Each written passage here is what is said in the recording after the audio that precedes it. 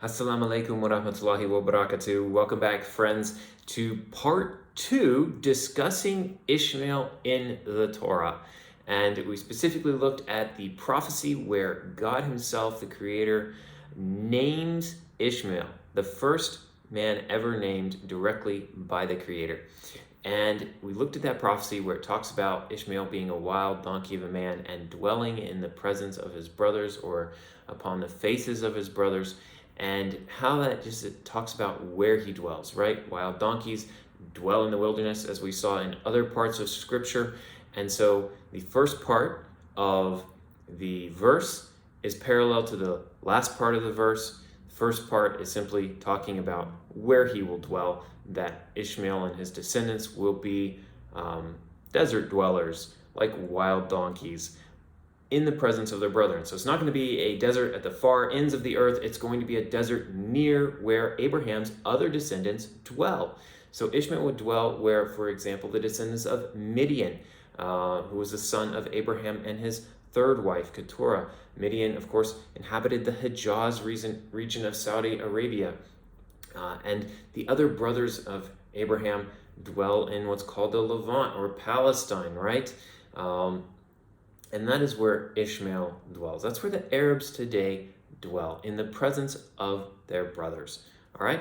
But we're going to look at now the middle part of this prophecy, because the middle part is very, very exciting in what it means. Okay? Because that part of prophecy found in the very first book of the Bible, in Genesis, is parallel to the very end of the story, prophecies related to the end times. And so I want to open your eyes to something that's going on here. So let's take a look at, again, Genesis 16, verse 12. All right, this is a prophecy about Ishmael. And I would say it's a prophecy that really hasn't been fulfilled yet, because it's parallel to something in the end of days. All right, so 16, verse 12, Bismillah ar-Rahman ar-Rahim. He shall be a wild man, and his hand shall be against every man, and every man's hand against him. He shall dwell in the presence of his brethren. Now, his hand shall be against every man, and every man's hand against him. Some use this and say that, the descendants of Ishmael are going to be radicals and terrorists and blah, blah, blah, blah, blah, and they promote this kind of Western-centric idea of the Torah and God's chosen people. However, I'm going to present to you an alternate viewpoint that does not paint Ishmael as this evil person. Remember, he's the very first person named by God, okay? And so we're going to focus on this part. What does it mean, his hand against every man and every man's hand against him? All right? So if we're to go to the actual Hebrew here, it does use the word hand. We are talking about hand here. Let's check our nouns, right? His hand against, now, does it say every man? Does it use the Hebrew word for man? No, in fact, it does not. Instead, it uses the Hebrew word kol, which means whole, okay? So, literally, most literally, it says his hand against the whole and the whole against him. All right? Whole of what, right? Okay, this is a prophecy, all right? This is not just talking about Ishmael's character. This is talking about him and his descendants, and a prophecy that they will be against the whole, and the whole will be against them. Now, is this true of, the Western world against radical Islam? Yes, it is true. The West, even the East, we see the Chinese persecution of the Uyghur Muslims in concentration labor camps right now, right? The entire world is kind of allied against Islam. Not in a very direct way right now, but I think that it could be much more direct in the future. But what is the parallel in the book of Revelation? So let's go to Revelation 13. And in my latest study that we're doing, live study of the book of Revelation, we just went over Revelation 13 and talked about the beast. Revelation 13 is all about the beast. So let's go to verse 3 and 4. Now remember, this is talking about the beast. And it says, "And I saw one of his heads as if it had been mortally wounded, and his deadly wound was healed. And all the world marveled and followed the beast." All right, that's verse 3. All the world, the whole world, marveled and followed the beast. So they worshiped the dragon who gave authority to the beast, and they worshiped the beast, saying, who is like the beast? Who is able to make war with him? Okay?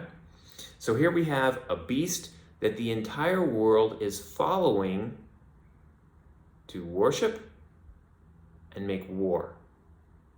Well, obviously here, if you're making war, there has to be someone that you're making war on.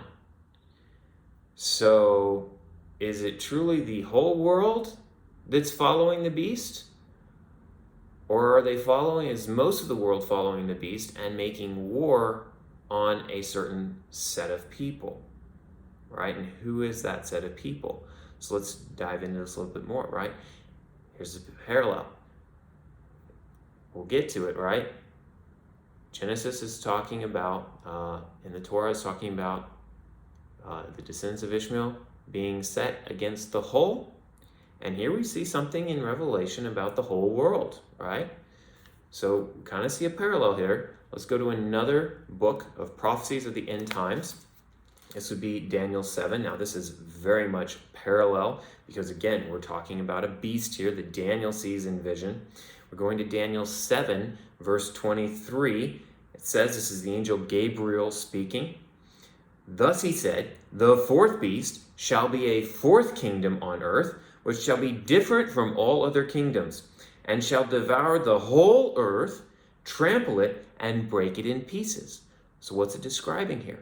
It's describing the beast trampling the whole earth, conquering it, breaking it in pieces. This fourth beast is conquering. Well, obviously it's going to war against someone, something, some entity, right? Okay. So just kind of flesh this out for you then. Let's go to Daniel 11, 40 through 42. And as you know, on my channel, I talk about Daniel 11 a lot. It is an amazingly detailed prophecy. Specifically, these last few verses of Daniel 11, beginning with verse 40, because it starts out saying, at the time of the end. Okay? So here we go. At the time of the end, the king of the south shall attack him, and the king of the north shall come against him like a whirlwind, with chariots, horsemen, and with many ships, and he shall enter the countries, overwhelm them, and pass through. That's verse 40. So we have a king of the south versus the king of the north. And the king of the north is coming against the king of the south, and this is after the king of the south attacks the king of the north, and he comes, the response to the king of the north is like a whirlwind, many ships enter many countries, overwhelms them, and passes through. This sounds a whole lot like the beast, right? Trampling and devouring all these nations, right? Okay, so verse 41. He shall also enter the glorious land, and many countries shall be overthrown. But these shall escape from his hand, Edom, Moab, and the prominent people of Ammon. All right, he shall stretch out his hand against the countries, and the land of Egypt shall not escape. There you have it. Verses 41 and 42. So, we know now that this king of the north is attacking the king of the south. And as I've talked about in many of my previous videos, I believe that the king of the north is the beast, is the Antichrist, is the Dajjal, as he's called in Arabic, the deceiver. And that the king of the south then is Islam. Okay? Because these countries that we're talking about here, these are Islamic countries and bordering countries. The king of the north is coming against many countries, overwhelming them and pass through, enters the glorious land, which I believe, obviously Daniel's a Jew. He was referring to his homeland as the glorious land. So the beast, the Antichrist, even enters into, I believe, Jerusalem, Daniel's home city. These shall escape from his hand, Edom, Moab, and the prominent people of Ammon. Okay?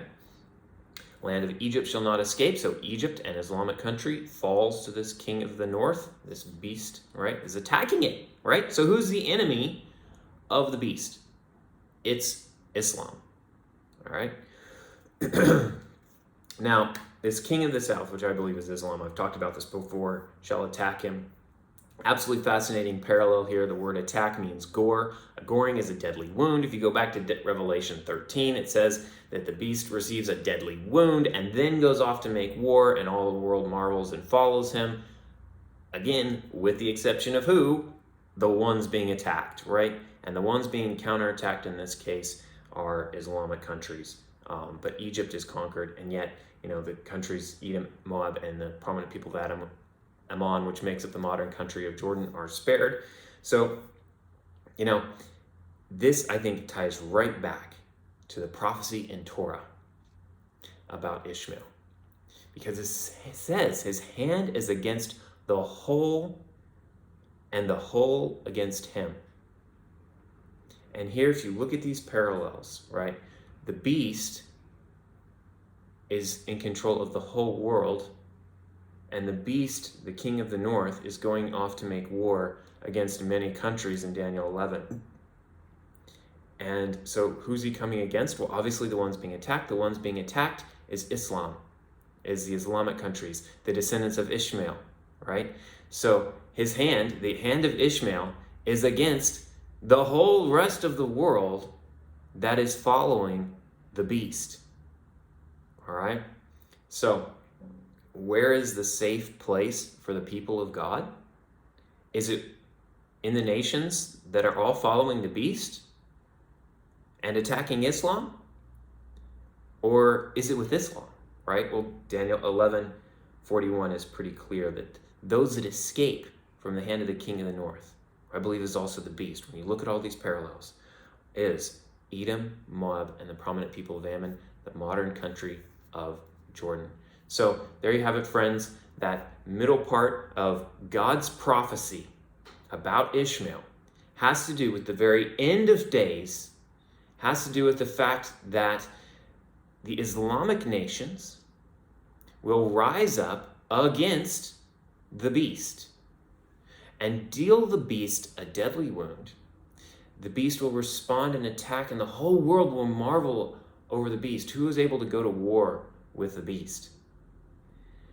And yet, they may conquer a large part of the Islamic nations, but there's going to be one country that is spared, because that's where God's people are. That's the place of refuge, right? They'll be saved.